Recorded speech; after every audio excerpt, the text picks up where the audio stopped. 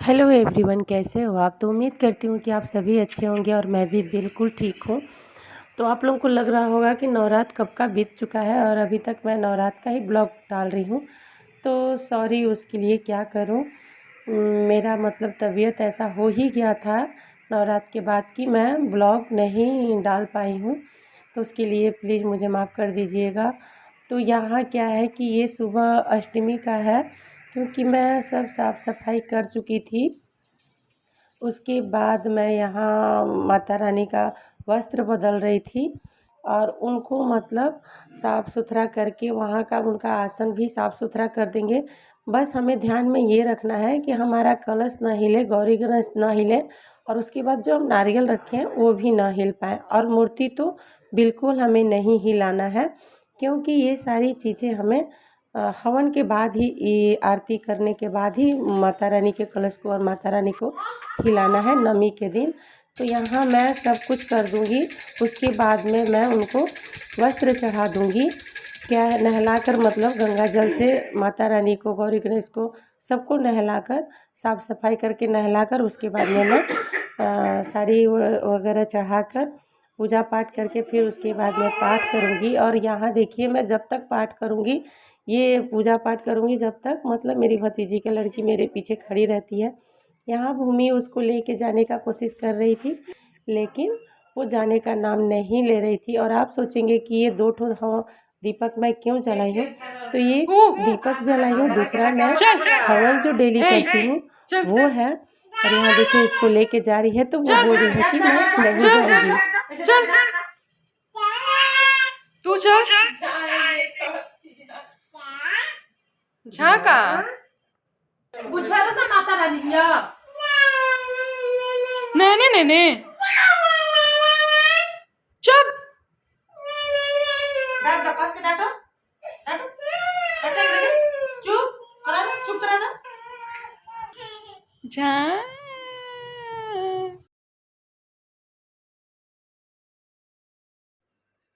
और यहाँ मैं सुबह नवमी का दिन है, नवमी के दिन मैं खोइछा भरूँगी, क्योंकि मैं खोइछा अष्टमी को भूल गई थी भरना, दिमाग से बिल्कुल उतर गया, जबकि सारा चीज़ का तैयारी करके मैं रखी थी, लेकिन खोइछा नहीं भर पाई।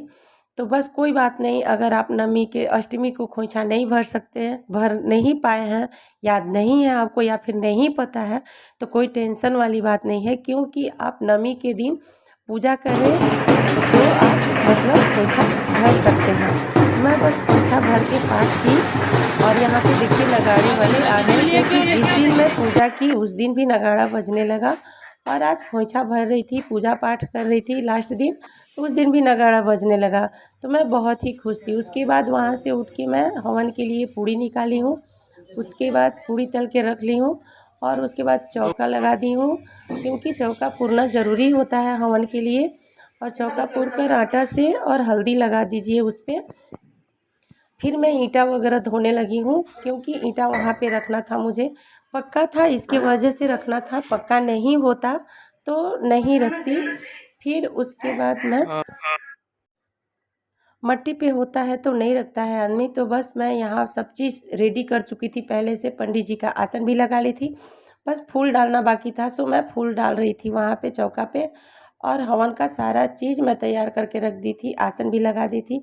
इंतज़ार था तो बस सिर्फ पंडित जी का। सॉरी, बीच में कुछ मिस्टेक हो गया, क्योंकि कुछ परेशान हूँ, तबीयत नहीं ठीक है। यहाँ मैं सब्जी और खीर बना रही थी, तो खीर मतलब और सब्जी मेरा ऑलमोस्ट होने वाला था, क्योंकि मसाला भूनकर सिर्फ चना और आलू डालना था। यहाँ बार बार मुझे रूम में आना पड़ता था, क्योंकि सारा सामान मैं यहीं पे रखी थी पूजा वाला। तो बस यहाँ मेरा सब चीज़ रेडी हो चुका था, और भतीजी और बेटी भी कुछ हेल्प कर रहे थे, क्योंकि खाना तो सिर्फ मैं ही बना रही थी, लेकिन ऊपर का भी काम बहुत ही होता है, आना जाना देखना। तो वो लोग अपना उधर का देख रहे थे, इधर मेरा काम समाप्त होने वाला था। और उसके बाद अभी मुझे माता रानी को देने के लिए खोइछा भी बनाना, मतलब बांध कर रखना था, क्योंकि पंडित जी के आने में लेट था। तो मैं बोली कि हर एक चीज़ मैं रेडी करके रख लूँ। आज के दिन कन्या पूजन सबके घर में होता है, और सब, मैं कन्या पूजन जब करती हूँ, बुलाती हूँ, तो बहुत लोग आ जाते हैं कन्या को लेने के लिए। तो उसी में कुछ मतलब हो पाता है, कुछ नहीं। तो मैं इस बार नहीं चाहती थी कि मेरा कुछ भी पीछे मतलब से। ऐसा मिस्टेक हो। तो बस मैं इधर तैयार कर ली, उधर खाना भी मेरा हो चुका था और मैं अब चली जाऊंगी वहाँ पे खोइछा बांधने के लिए। तो यहाँ पंडित जी आ गए थे, पंडित जी आ गए तो बस पहले हम लोग हवन कर लिए, हवन करके आरती लगाएंगे, उसके बाद ही मैं खोइछा बांध पाऊँगी। तो बस पंडित जी आ गए और सारा चीज़ रेडी था। वो बहुत ही खुश हुए क्योंकि वो बोल रहे थे कि कहीं भी जा रहा हो हवन करने के लिए तो कुछ ना कुछ वहाँ कमी हो ही जाता था, लेकिन यहाँ पे मुझे किसी चीज़ का मतलब कमी नहीं लगा और ना मुझे मांगना पड़ा। तो बस, और पंडित जी दीपक जलाना भूल गए। आप लोग को भी बोल रही हूँ कि आप कभी भी हवन करें तो पहले दीपक प्रज्वलित करें, क्योंकि दीपक ही साक्षी होते हैं। तो मैं पहले दीपक जलाई, पंडित जी को याद नहीं था तो मैं दीपक जलाकर हवन उनके पास रख ली। उसके बाद में हम लोग हवन किए हैं।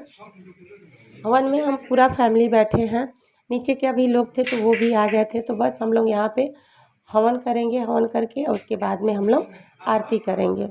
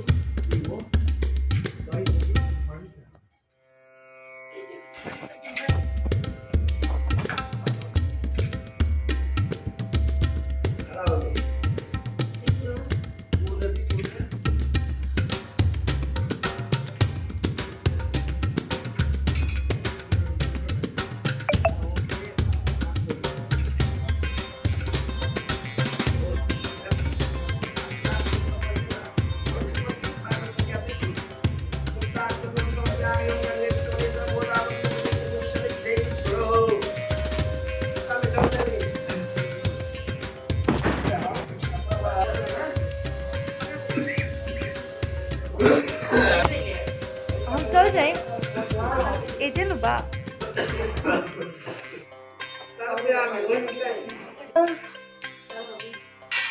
सिक्का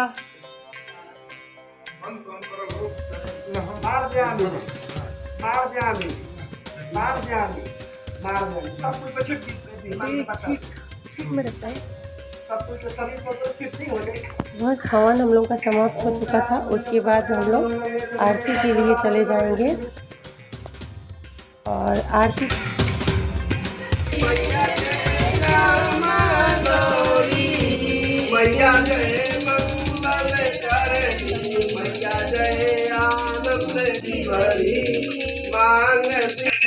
यहाँ पे आरती करके माता रानी को भी पंडित जी मंत्र पढ़ दिए और हम लोग हिला दिए कलश को, मूर्ति को। सब हिलाने के बाद में मैं जो माता रानी को चढ़ाई थी वो दो चीज़ करके चढ़ाई थी, तो एक रख लूँगी और दूसरा मैं पंडित जी को दे दूँगी। यहाँ दान दक्षिणा पंडित जी को देकर और फिर हम लोग पैसा रख के सब पूरा फैमिली उनका पैर छुएंगे और आशीर्वाद लेंगे। उसके बाद हम लोग कन्या पूजन करेंगे।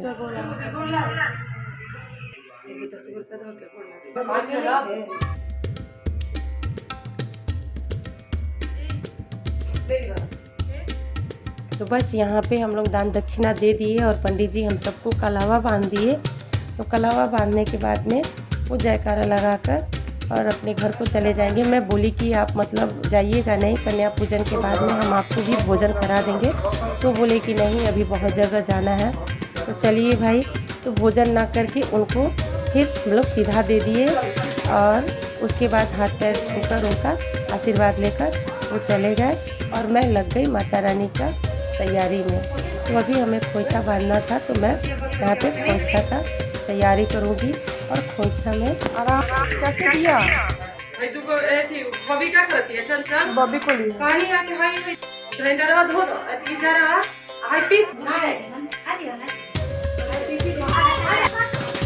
तो खोइछा में मैं देती हूँ पान का पत्ता, नारियल, लौंग, इलायची और केला, पैसा और दूध। तो ज़रूरी नहीं है कि आप दूध डालें। लौंग, इलायची, पान का पत्ता, नारियल, केला और पैसा, ये बहुत ही ज़रूरी होता है माता रानी के खोइछा में देना। तो मैं ये सब दे दी हूँ और भैरव बाबा के लिए भी बांध कर रख दी हूँ, क्योंकि भाई भैरव बाबा माता रानी का प्रिय हैं, तो उनको तो देना ज़रूरी बनता है। तो यहाँ मैं खोइछा बांध कर सब साइड में रख लूँगी और उसके बाद में बच्चे चले गए थे मतलब कन्या को लेने के लिए, कन्या जीवा के। उसके बाद मैं उनका विदाई करूँगी।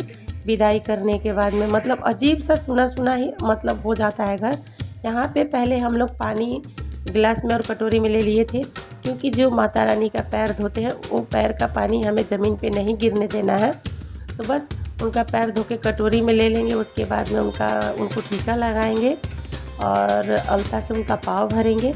उसके बाद में उनको खाना खिलाएंगे। खाना खिलाकर यहाँ देखिए मेरा भतीजी की लड़की उन लोगों से मतलब डांट रहेगी और मैं केला के पत्ता पे ही खिलाती हूँ, क्योंकि केला का पत्ता शुभ है।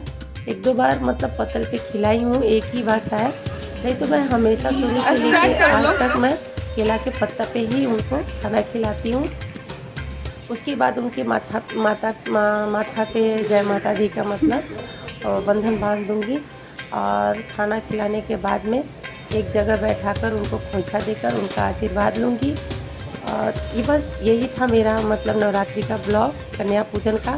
आप लोग को अच्छा लगा हो तो प्लीज़ लाइक शेयर सब्सक्राइब जरूर कीजिएगा। कमेंट करके ज़रूर बताइएगा कि मेरा ब्लॉग कैसा लगा।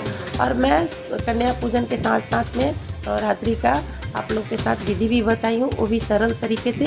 जो मतलब कुछ नहीं जानते हैं वो आसान तरीके से अपना नवरात्रि का व्रत पूजा कर सकते हैं। तो बस ये ही तक था। उसके बाद में जो बच्चे हैं वो खाना वाना खाएंगे, मैं बर्तन धोऊंगी। और आज के दिन हम लोग का खाना नहीं खाना होता है, क्योंकि हम लोग 9 दिन रहते हैं, तो नवमी को अन्न ग्रहण नहीं करेंगे, 10वीं को हमारा पारण होगा। तो बस आगे किसी और ब्लॉग में मिलूंगी, तब तक के लिए बाय। अच्छा लगेगा तो प्लीज़ लाइक शेयर सब्सक्राइब जरूर कीजिएगा, कमेंट करके ज़रूर बताइएगा।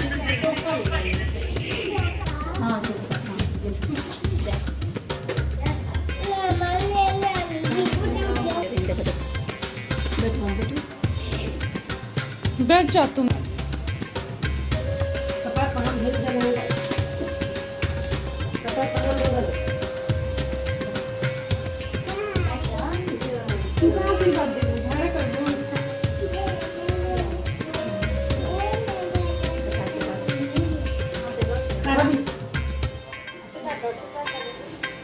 आशीर्वाद आशीर्वाद। हम्म।